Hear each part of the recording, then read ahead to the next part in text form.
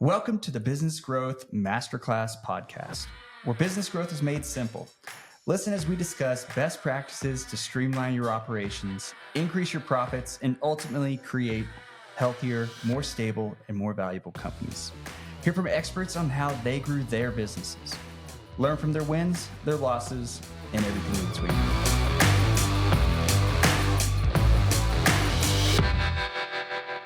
I'm your host, Albert Gillespie, and with me as always is my co-host, Kellen Ketchersid. Hello.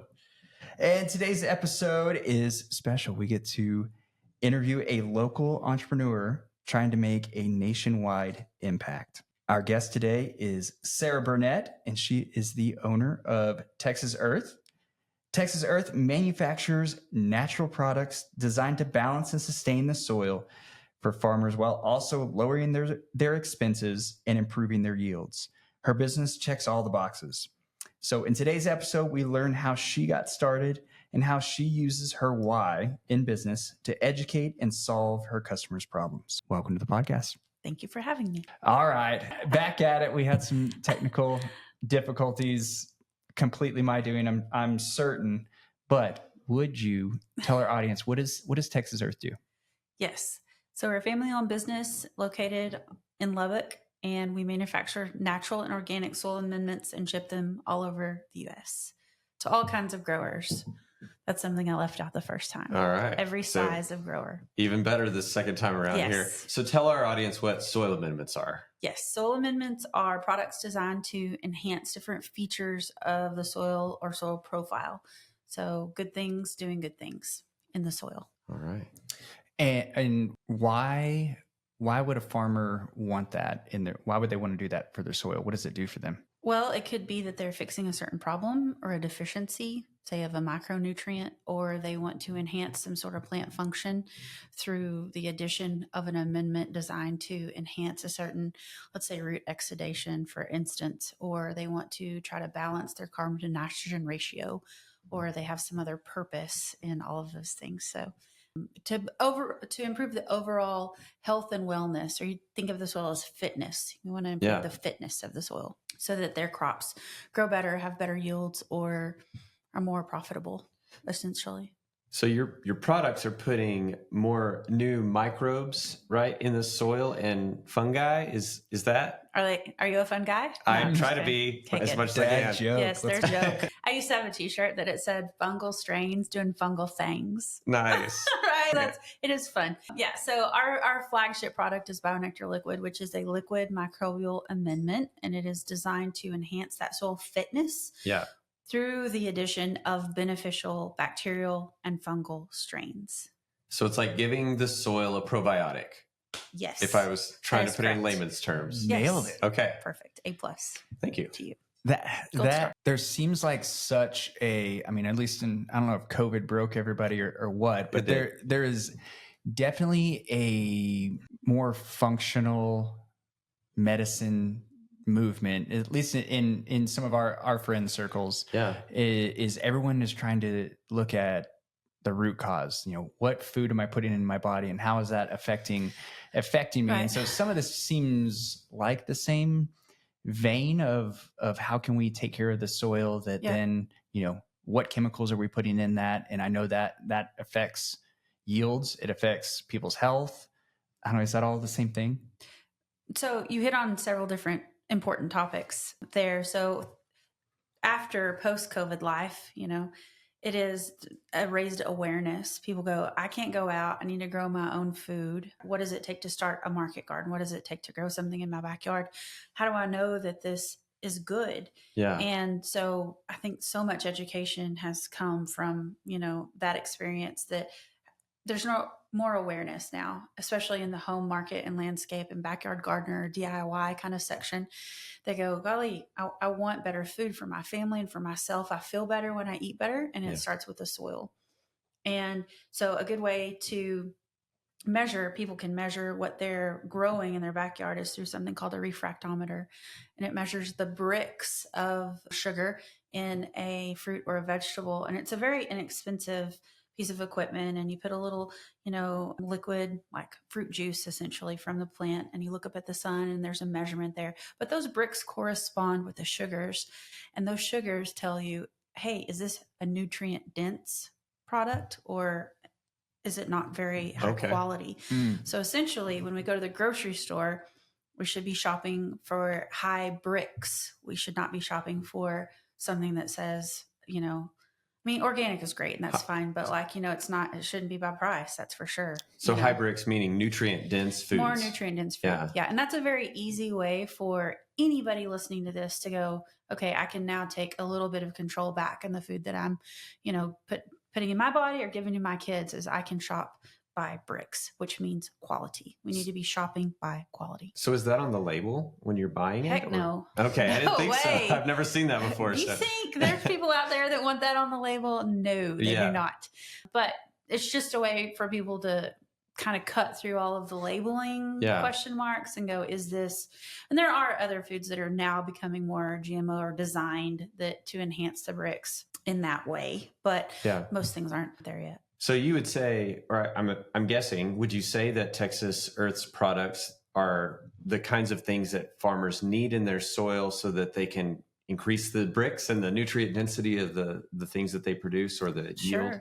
Okay. And the modality of that is that the bacterial and the fungal strains are breaking plant available nutrients down and making them available for the plant to take up and then to use. And, the addition of microbial products a lot of times allows for a reduction in a chemical application because the plants are now making what they need versus having to be supplemented. Okay. So meaning if I'm a farmer and I use your product, now I may not need to spray as much or maybe use as much of whatever it was synthetically because the soil is healthier. Well, you can pay more attention and you have a little bit more flexibility. I don't think that one replaces another necessarily when you're farming in a certain way. There's people that farm completely chemical free. There's people that are full on chemical. I mean, but there's a range. At any stage, makes sense. Good soil health is going to benefit your production. Yeah. Right. So as we talked earlier, it was kind of like the methodology of the people that maybe are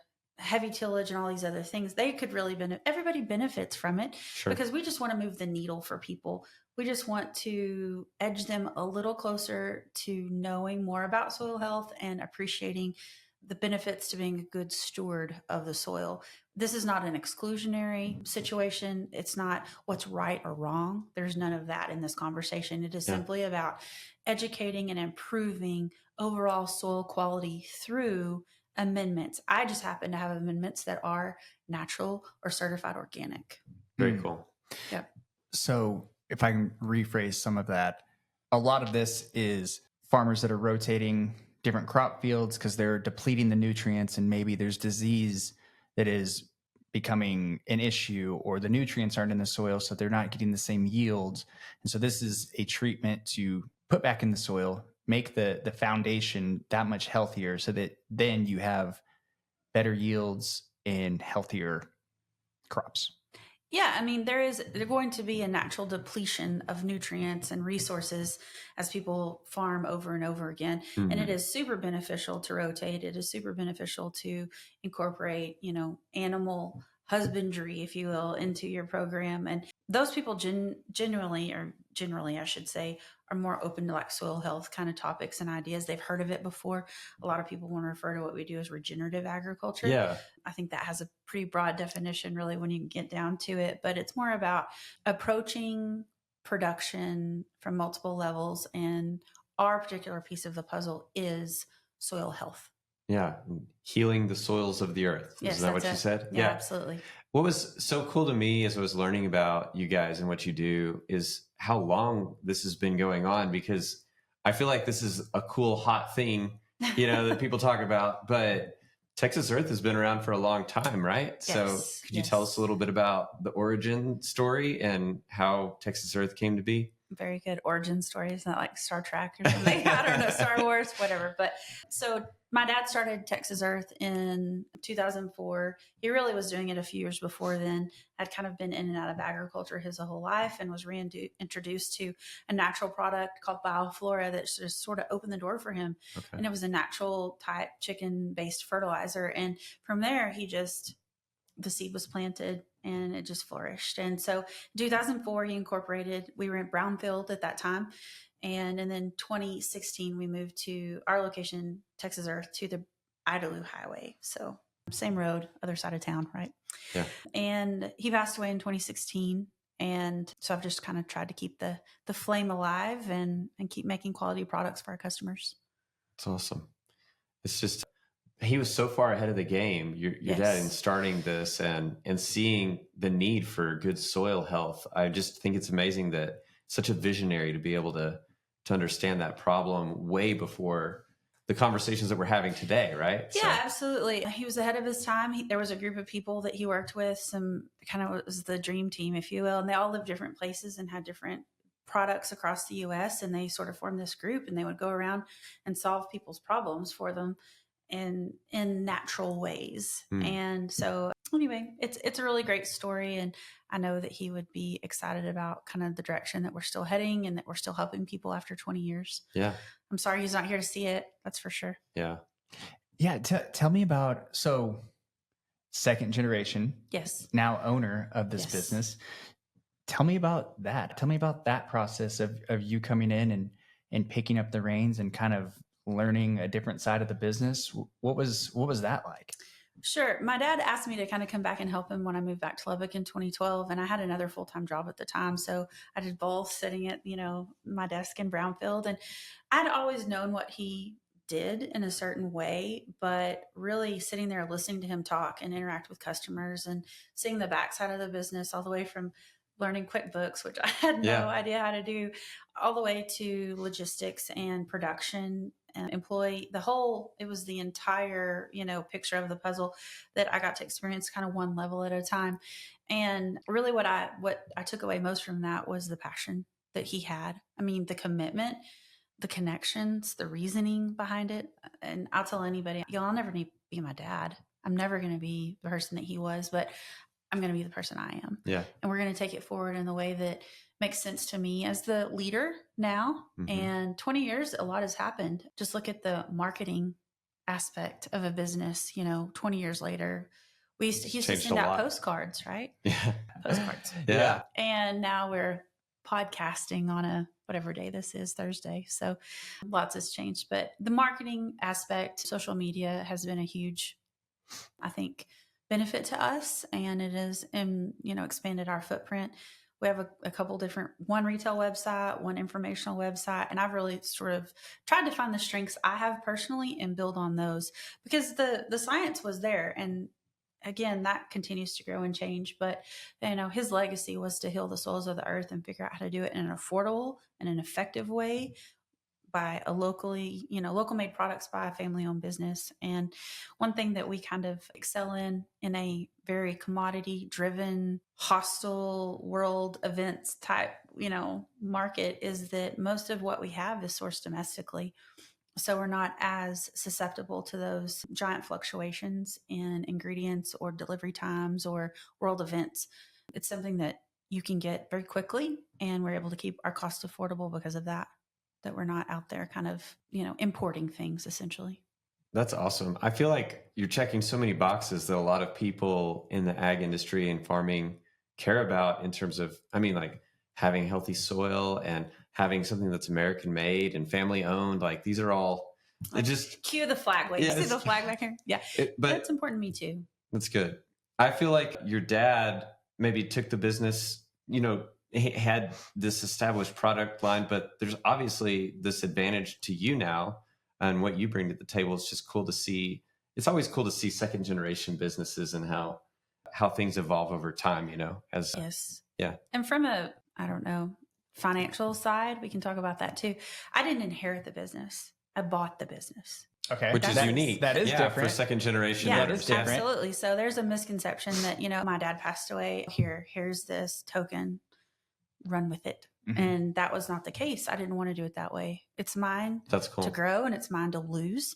And this is not anything that was given to me. Skin in the game. Absolutely. And I wanted it that way too, because my mom had, a legacy in this as well. She needed to benefit. Yeah.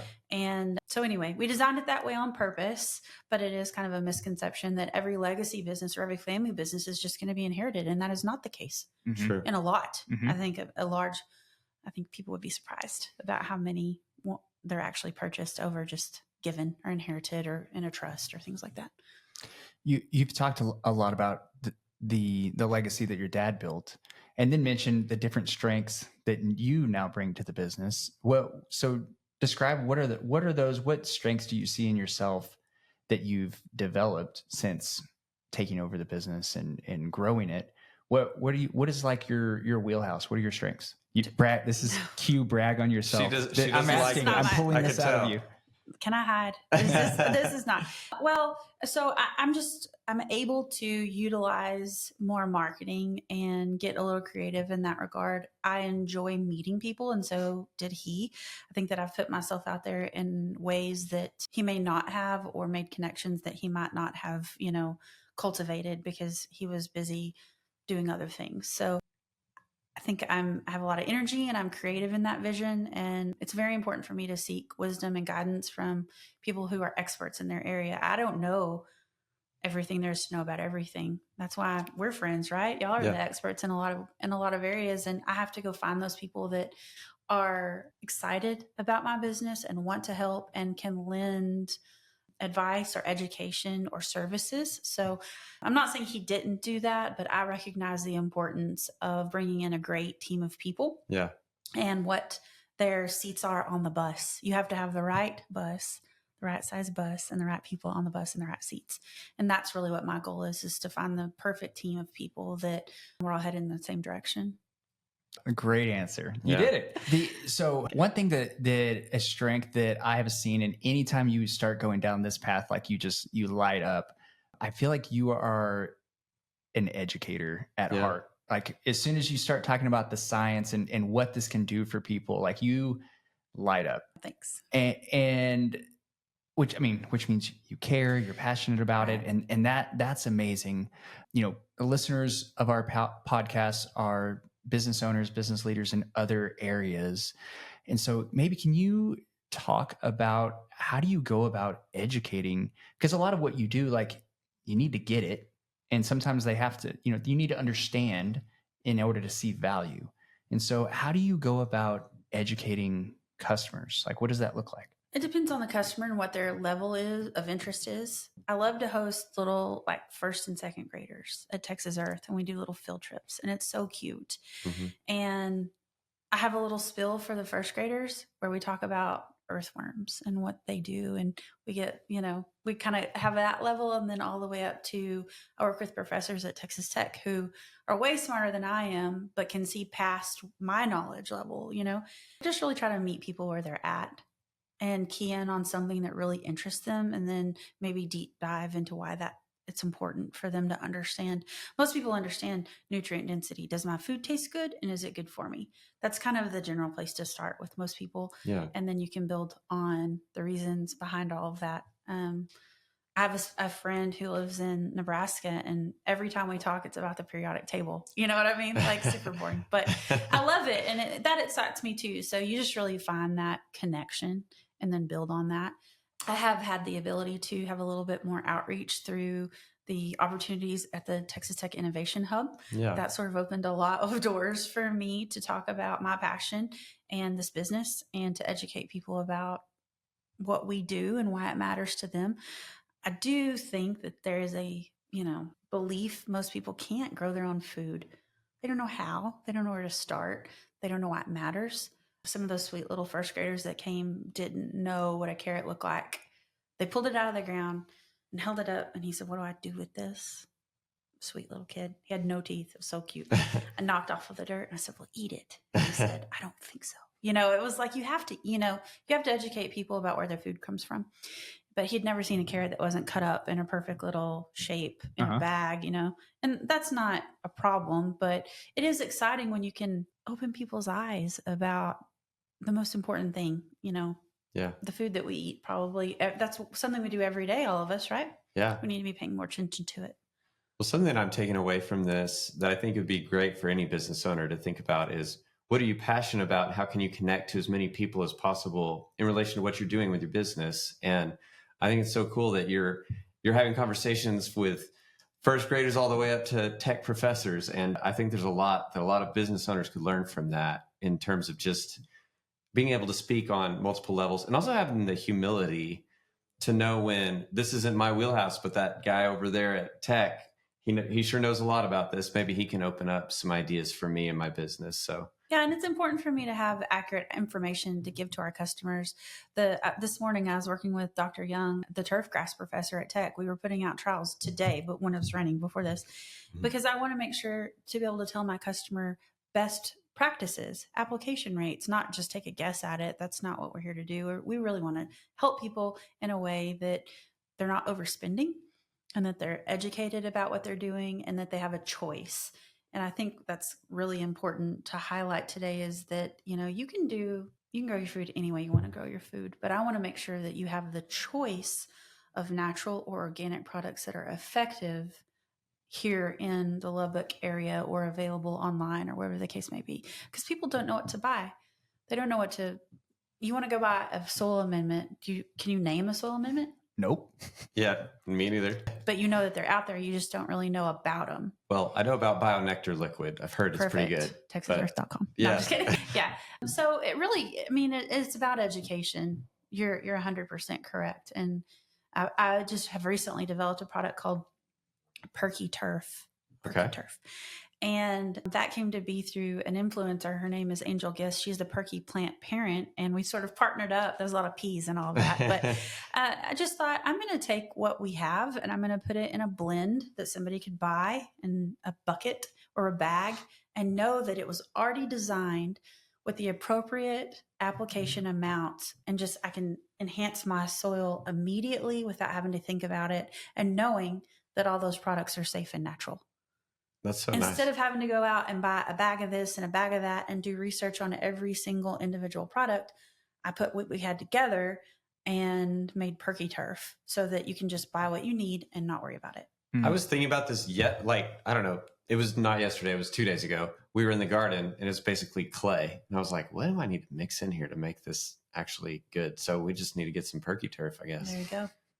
There you go. It is super striking, just like the creativity you have, like the education piece, like educating people about your products, like that's hard. And that's not everybody's strength, but you just breathe that. Oh, thank you. And the creativity there of like the field trips, the engaging with the local university, and trying to get into, put together different studies that also helps the universities. And so like your education, what I'm pulling from that is your education opportunities. You're creating win-wins. And so it's a school. They need field trips. It's local. It's easy. They get their hands in the dirt. That's like a win for the school, but also you're getting to spread your message. That's a long-term play for first and second grader. And then on the university side, they need studies. They need to publish papers. They need to, apply for grants or whatever that helps the university, but it also helps you. And so just how creatively your brain works in that is, how can you create win-win scenarios and also educate people and spread the message and share your service and the goods that you produce with people. That's fascinating. The selling is really the byproduct. Honestly, it's what funds everything, sure, but that's the consequence, or that's the, what happens after all of these other, things bounce off each other. And that's just the side effect, really, is getting to sell something. But all of these other things over here that you just named are what's important. And provide value, and then sales come, right? I think so. Provide education. Yeah. You don't know what you don't know until you don't, Mm-hmm. or until you do, Yep. however you want to look at that. And so I think I would like to have the opportunity to just educate people about some basics and make it not so scary, honestly. So I'm curious, we've been talking about a lot of great things about Texas Earth, but I know that being a business owner isn't always easy, right? So can you share with us maybe one of the challenges that you've had to overcome, and just kind of talk us through what that was like? Pick one. It's up to you. Geez. Well, so I'm in a unique position because I am everything from the COO, CO, CFO, whatever, All the however many, C's. and all the O's, all the way down to like the janitor. Like I only have one full-time employee, and then we utilize 1099 folks as well. And I have to know every facet of my business. I might have different challenges if I had a little bit more help in an administrative way, or if I had, some HR person or whatever the case may be. So planning ahead has become more and more important to me, really knowing what the numbers are. What do the numbers mean? Just because you have money in the bank doesn't mean that you're doing good. You're doing okay. It just means that today you have money in the bank or lack thereof, just depending on the situation. So knowing and accepting I can't do it all. Yeah. And finding the right people, because there have been several bad actors, if you will, along the way that say, hey, I can help you. I know all about that. And I didn't do my due diligence in, vetting them, or their skill set wasn't exactly what we needed. And you waste time and money that way. It goes back to the right people on the bus. And that is a process. It's hard to find. It's funny when we talk to business owners, how often when we ask this question that it comes down to people, and the people that they're surrounding themselves with, or the people they're working with. And it's always, I think it's a big challenge for any business owner to build the right team and to find people that they can trust and work well with. What do you do to try to, I know you've learned some lessons from all that you're saying. Yes. So how do you go about trying to figure out who do I want to work with, and who do I trust to be a part of this business journey that I'm on? That's hard to answer because it's so much about what their role would be. Yeah. And I think probably their energy would be the first thing that I try to measure, gauge, or, are we synergistic? Do they believe in what our goals are? Do they understand things may come up that are not normal in normal agriculture or normal business? How open is your mindset, and what are you willing to explore during this journey? Because every day we're doing some sort of research and development on something. There's a lot of things that change, by nature. We're dealing with live organisms that have a life of their own sometimes. So a lot of flexibility. Yeah, absolutely. Yeah. You can't come to work and expect every day to be the same. Right. There are never 2 days that are the same. And you have to wear several different hats and be flexible. And I don't expect anything out of my employees or team members that I wouldn't do myself. And so I do know every role of our company. I can make every product. I can do everything anyone else can do.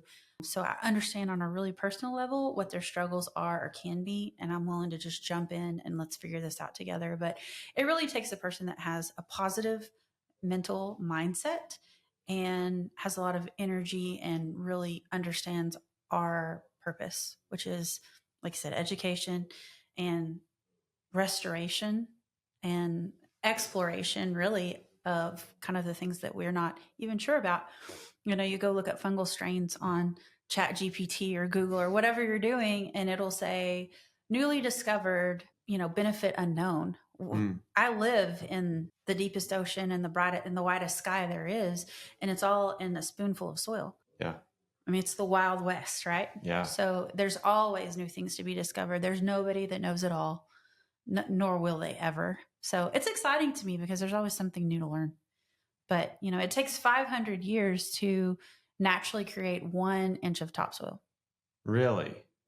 And then in one day, that's amazing. It blows away, right? In West Texas, it sure does. That's what we're trying to change, is that to create that connection for that soil to stay where it's supposed to be. Because that's a tangible result of soil health, is that you can drive on a really windy day and some fields are blowing and some are not. Yeah. That's a very basic way to see what we do and how it matters. Yeah. So having people on your team that appreciate that, and then having generalists, right? When you've got a smaller team, you need people who can can be flexible and versatile. Sure. have conversations with the professor over here or the farmer over there, or go back in the back and start mixing things up or do production, whatever that looks Right. like. You know, I think a lot of small or medium-sized business owners can relate to that, and Absolutely. yeah, building that team out. What's a project that you're excited about right now? What's next for Texas Earth? What's next for Texas Earth? Payroll. No, I'm just kidding. I'm just kidding. Spoken like a true business owner. Right, exactly. Yeah, what's the next bill to pay? Biofluf, obviously, is kind of on the forefront for us, and it's a product that I developed through the opportunities at the Texas Tech Innovation Hub. Okay. And from their accelerator grant, I was in cohort 6. Did y'all do the cohort thing too? No. You're just But we're tied in with the hub. So in the community. yeah. That's a wonderful community to be in. Yes. And thank you to Lita and all the people that work really hard to fund that. Yeah. Received the cohort accelerator 6 grant, and then that led us into receiving, however you want to put it, a USDA grant in the Small Business Innovation Research category for the USDA. Isn't that a mouthful? And that was to research biofluf in arid climates as a soil amendment designed to improve the water holding capacity and soil fitness of the crops that we tested. Okay. A long explanation there. So that research was completed and showed positive results. So we were writing for a phase 2 grant of that same award, and talk about things that are hard for business owners. Do you pursue something like that, or do you just say, what do I have is enough? You know, do I need that? How's that really gonna? Because it's so much work. It's a year to write it. It's a big investment. It's a year for them to grant it, and then it's 2 years to research it. So 3 or 4 years later, you finally have this piece of paper that says what you already knew, right? And so is it worth it is always the question. But we are excited about that. And again, cultivating the partnerships at Texas Tech to help us support that writing, but also to commercialize that product. And we're doing a little bit of a pivot, right? And so not moving away from row crop agriculture or gardens or market gardens, but to explore the landscaping side of things, or, you know, more soil amendments that you would be able to purchase in a big box store or something like that. So we're using that as a springboard to see kind of what other avenues we can, as Texas Earth, explore in the soil amendment market. And it, you know, may or may not be kind of a row crop focused, which is new for us. But I do think that there's lots of people that are excited about what we're doing with that particular product, and sounds exciting. The potential of it, locally sourced byproduct, affordable, effective, improving water holding capability of the soil while inoculating with beneficial microbes and trace minerals. So it's not this, you know, singular focused product. It's very versatile, and I'm excited to see how it positions really in the market to maybe as a peat moss alternative. Very cool. Okay, that sounds like an amazing product. Where are you at in that process you described? What stage are you at?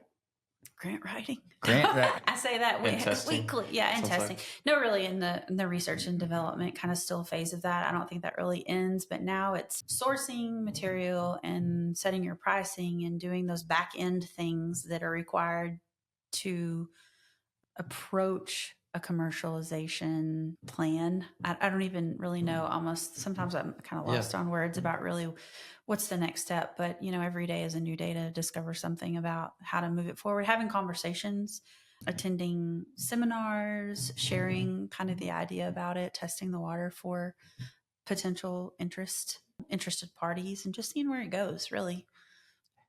So how far from commercialization? What does that mean? But until how long until, if everything goes right, could I buy that and put that in my backyard? You can buy it now, but the packaging is not going to be looking really good. Okay. You know, as I got a patent on it, or is in the process of getting a patent, and that takes a lot of years, and you know, there's a lot of things that go in between all of that, but it is available now. It's just, how do I get it in the hands of the people that need it? That's the commercialization step. It's so cool as a business owner. And I know you mentioned this earlier, but you have to kind of take leaps of faith sometimes, right? And daily. It's like, and here you are, you've already got this established product line in BioNectar that Right. is used in row crops, I think is what you said. But now you're willing to explore something that's not going to be like taken away from that, but in addition to, it requires your time and money and energy. Is that, I mean, what advice would you give to a business owner who's thinking about maybe making a strategic move, pivot in their business that might have the potential to grow the business, but it's also going to be a sacrifice like what you're doing? Do you think it's worth it? And maybe whether or not it's worth it is more complicated than just yes or no. How do you decide whether it's worth it? Well, as the old saying goes, you better dance with the one that brought you, right? Don't abandon the ship. I haven't heard that, but I like it. For the rowboat. But, stay with what makes your core business work, and then add things that are a la carte that go with the menu, right? That's kind of what we're doing. Great. Because part of the production of Biofluf, I'm using products that we're already making. So I'm double dipping, if you will. I'm building layers of, quality and energy and purpose into this new thing. I'm not buying somebody else's widget and, painting it a different color and then selling it as my widget. I'm creating a whole new system that has a purpose that is in line with the other things that are already in full commercialization and what we are known for. So Biofluf includes a lot of the benefits that the BioNectar. Yes. Okay. Yes. That's cool. Yeah, absolutely. So it is about soil health, and it is about, fitness, the fitness of the soil. Yeah. And this is another option, because you get out in the real world and some people have certain types of equipment in the row crop industry, like they may have a wet kit, or they may just have a dry land, or they may be no-till. You have to figure out how people are going to get it out. But Biofluf is one of those things that I think will have legs in more of the homeowner marketplace. The touch and the feel and the personal application of this product to have those benefits. So it's a whole new way for me to think about how I need to convince what is the value proposition of this product, right, and who is it going to appeal to. And the iCore program helped with that through the hub. And I've just learned so much. And to answer your question in a long roundabout way is really dip your toe in, and if the water's warm, you just sort of ease into it. I definitely could never do a cannonball into all of this. That wouldn't be good for anybody. But for me, I hope it's okay. This has been just a God thing for me. Yeah. Every step of it has just been doors I never thought would open, and nor could I have opened of my own accord or will. So I'm just very open every day to going, okay, well, we're going to figure out a new thing today. What's it going to be? And again, having another line of business that really is your main focus allows you to have a little bit of risk and a little creativity. And it's not so stressful when you know that it's not going to make or break you because you don't have that much in it. So just cautious approach is what I would say. Because it's easy to go headfirst into things if you really believe in them. But luckily, this is something that has had support at each train stop, if you will. And you're clearly seeking out counsel and help. So that's good to what you're doing. Yeah. Yes. That Cue Stag, right. Great segue. Your approach to innovation, to you, you're like, this just makes sense. This is how you do it. Right. But all of that is so strategic. You have your core business. You've established this. Your business is cash flowing. It's operating. Yes.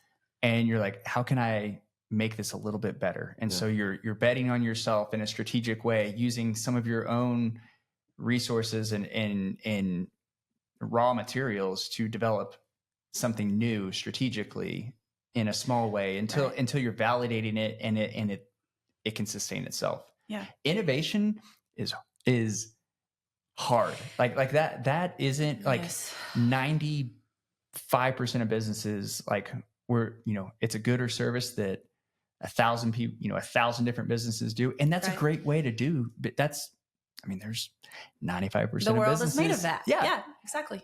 But that 5% that is working on innovation, this is a really practical, this is just how it's not all unicorns. It's not all Steve Jobs and Elon Musk.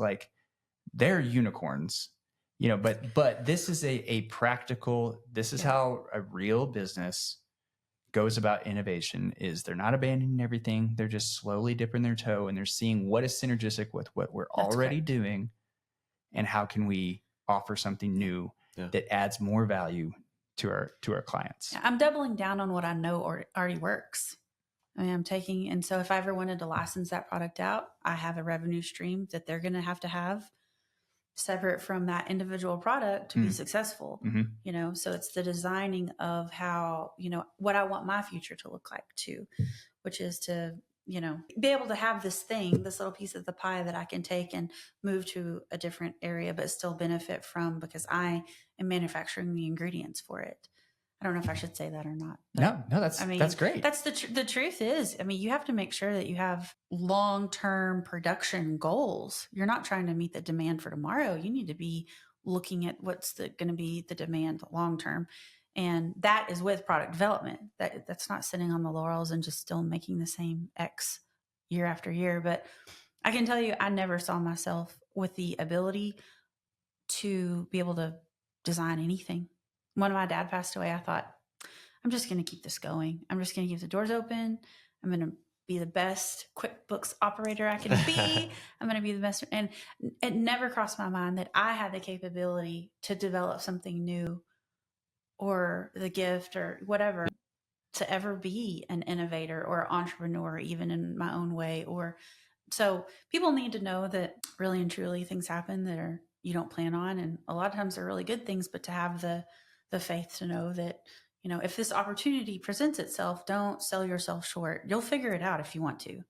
And that's what I just have to do kind of every day, is going, well, I either have this answer or I don't. Who knows this answer? And I'm going to go seek that out. But again, I'm still paying attention to what's keeping the wheels turning over here. But it has been a wild journey, because I never, ever saw myself as creative enough or capable of being of patenting anything or having any original ideas. Well, clearly you proved that wrong. Well, so that's great. I suppose awesome. I did, but it is, believing in yourself to a certain degree too. Yeah, that's cool. That's a good takeaway for anybody out there. So we try to keep our episodes to 45-ish minutes long. We're right at that time. How can people get a hold of you? How can people do business with you? With cash money. Oh, no, it's funny. So we're located on the Idalou Highway. They can come see us. You can visit our website at texasearth.com, all spelled out. We also have a website where you can just buy individual garden home size products. And that's growtexasearth.com. So kind of the retail versus the bulk information site. You can call me. You can email me. It's all online. All right. Sarah Burnett, info@texasearth.com. Yeah, and we'll have all your info in our show notes. So absolutely. If you have gotten value out of this podcast, hearing from stories like Sarah's, go ahead and subscribe to our podcast and keep coming back for more. We're grateful for people like Sarah, entrepreneurs that are growth minded, that are looking to add more value than they're taking. And so, Sarah, thank you for being on our podcast. Thank you. All right. Enjoyed it.